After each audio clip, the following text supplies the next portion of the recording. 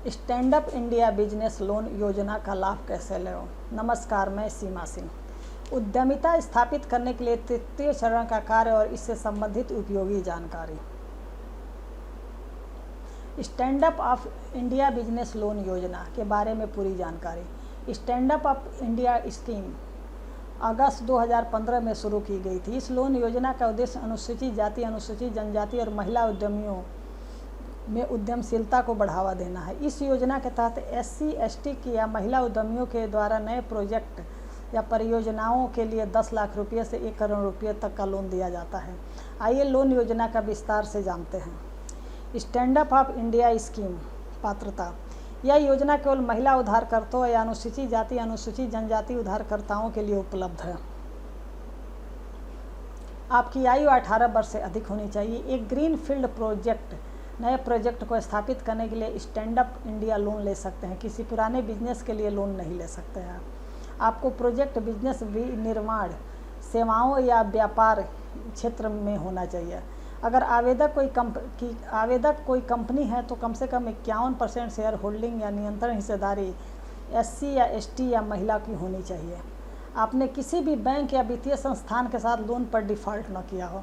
अगर आप और आपका प्रोजेक्ट यह सारी शर्तें पूरी करता है तो आप स्टैंड अप इंडिया स्कीम के तहत लोन लेने के लिए आवेदन कर सकते हैं। स्टैंड अप इंडिया स्कीम में कितना लोन मिल सकता है? आप 10 लाख रुपये से 1 करोड़ रुपये तक के लोन ले सकते हैं।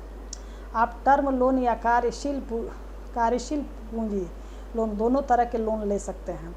अगर आपने दोनों लिए हैं तो भी आपका कुल लोन 1 करोड़ रुपये से ज़्यादा नहीं हो सकता। ध्यान दें, इस योजना के तहत केवल प्रोजेक्ट की कुल लागत 75% राशि तक ही लोन ही मिल सकता है। इसका मतलब है अभी भी 25% राशि कहीं और से लानी होगी। योजना के नियमों के अनुसार उधारकर्ता को कम से कम 10% पैसे अपने ही लगाने पड़ होंगे। बची हुई राशि से आप राज्य सरकार या केंद्रीय सरकार की योजना का लाभ उठा सकते हैं। मैं यहाँ कुछ सब्सिडी योजनाएं की सूची दे रहा हूँ जिसका आप लाभ उठा सकते हैं। यदि आप वर्किंग कैपिटल लोन, कार्यशील पूंजी ले रहे हैं तो इस बात का ख्याल रखें। 10 लाख रुपये तक का वर्किंग कैपिटल लोन आपको ओवरड्राफ्ट के रूप में ले सकते हैं। अगर आपका वर्किंग कैपिटल लोन 10 लाख रुपये से अधिक है तो आपको कैश क्रेडिट लिमिट के रूप में लेना होगा। मुझे 10 लाख रुपये से कम लोन की आवश्यकता है। स्टैंड अप इंडिया स्कीम में आप 10 लाख से 1 करोड़ रुपये तक का लोन ले सकते हैं।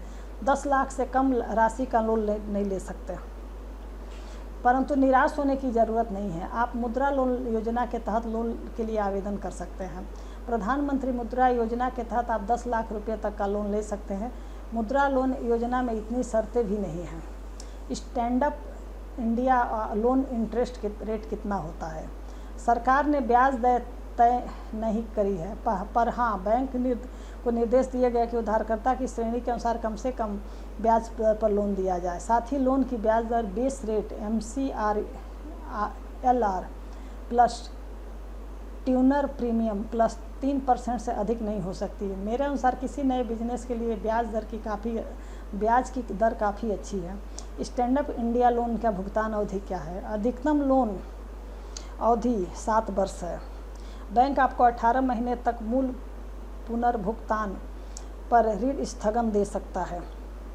स्टैंड अप इंडिया लोन में क्या सिक्योरिटी देनी पड़ती है? आप लोन से जो भी संपत्ति या सामान जैसे मशीन इत्यादि खरीदेंगे उस पर बैंक के चार्ज होगा। टर्म लोन के मामले में फिक्स एसेट पर बैंक का चार्ज होगा। वर्किंग कैपिटल लोन के मामले में करेंट एसेट्स, कच्चे माल, तैयार माल, प्राप्तियाँ आदि पर बैंक का चार्ज होगा। ध्यान दें, बैंक आपसे अतिरिक्त सिक्योरिटी भी मांग सकता है। अगर कुछ सिक्योरिटी नहीं दे सकते तो bank stand up India loan के लिए क्रेडिट गारंटी स्कीम के तहत शामिल होने को कह सकता है। ध्यान दें, ऐसी स्थिति में आपको कुछ अतिरिक्त खर्चा उठाना पड़ सकता है। स्टैंड अप इंडिया लोन के लिए अप्लाई कैसे करें? आप स्टैंड अप इंडिया लोन के लिए कई तरीक़ों से आवेदन कर सकते हैं। सुनिश्चित करें कि आप योग्यता मानदंडों को पूरा करते हैं। बैंक की शाखाओं में स्टैंड अप इंडिया पोर्टल के माध्यम से आप stand up India loan application form online भर सकते हैं। अग्रिम जिला प्रबंधन के माध्यम से आवेदन के लिए ऑनलाइन प्रक्रिया मुद्रा के आवेदन की तरह ही है। प्रक्रिया को अच्छे से समझने के लिए आप स्टैंड अप मित्रा स्टैंड अप इंडिया पोर्टल पर इस वीडियो को देख सकते हैं। Stand up India portal home page पर जाने के लिए इस वेबसाइट लिंक को कॉपी कर URL पर जाएं और वहां पेस्ट करके इंटर करें। जैसे ही आप इंटर करते हैं होम पेज ओपन हो जाता है और कुछ इस तरह से दिखेगा। अब आपका होम पेज ओपन हो गया तो टॉप के राइट साइड से click here for hand holding support of apply for loan option मिल जाता है, जिसको क्लिक करने पर ये लिंक आता है और इस लिंक के सामने वाला लिंक आता है और इसका लिंक मिलता है जो कि इस पेज ओपन पर दिखता है।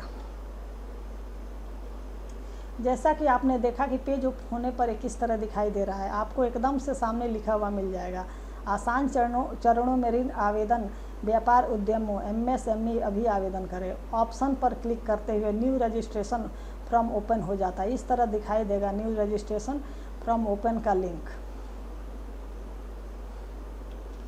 न्यू रजिस्ट्रेशन फ्रॉम ओपन होने पर चूज योर कैटेगरी पूछा जाएगा, जो इस तरह से होगा, स्वरोजगार, पेशेवर, नए उद्यमी, मौजूदा उद्यमी। इन तीनों ऑप्शनों में से किसी एक को सिलेक्ट करने के पास आपसे पूछा जाएगा कि name of applicant, email ID, mobile number. आपके मोबाइल पर एक OTP नंबर आएगा, जिसे टाइप करने के बाद आप एप्लीकेशन फॉर्म भरने का ऑप्शन आएगा। अगर आपको फॉर्म भरते समय किसी की सहायता की आवश्यकता है तो आपको वह सहायता भी आपको उपलब्ध कराई जाएगी। मुद्रा लोन और स्टैंड अप इंडिया लोन का क्या अंतर है? पात्रता में अंतर है। स्टैंड अप इंडिया लोन केवल महिलाएं या SC/ST उद्यमियों के लिए है। आप किसी नए प्रोजेक्ट के लिए ही लोन ले सकते हैं। मुद्रा लोन में ऐसी कोई पाबंदी नहीं है। साथ ही मुद्रा लोन में आप 10 लाख रुपये तक का ही लोन ले सकते हैं। Stand up India loan scheme में आप 10 लाख से 1 करोड़ तक का लोन ले सकते हैं। मेरे अनुसार मुद्रा loan stand up India scheme के मुकाबले आसानी से मिल सकता है। लोन मिलने में कितना समय लगता है? 3 से 6 सप्ताह के अंदर आपको लोन पास हो जाना चाहिए। यह स्कीम दिशा निर्देशों के अनुसार है। असलियत में हो सकता है कि ज़्यादा समय लगता हो। अगर किसी कारण आपका लोन एप्लीकेशन रिजेक्ट हो जाए तो बैंक जाकर कारण पता करें। अतिरिक्त लिंक मैंने इस PPT में बहुत सीमित जानकारी दी है। अतिरिक्त जानकारी के लिए नीचे दिए गए लिंक पर जाएं, अपने बैंक में जाकर बात करें। स्टैंड अप इंडिया स्कीम के बारे में कुछ आम सवाल। स्टैंड अप इंडिया स्कीम दिशा निर्देश। ICICI bank stand up India loan page.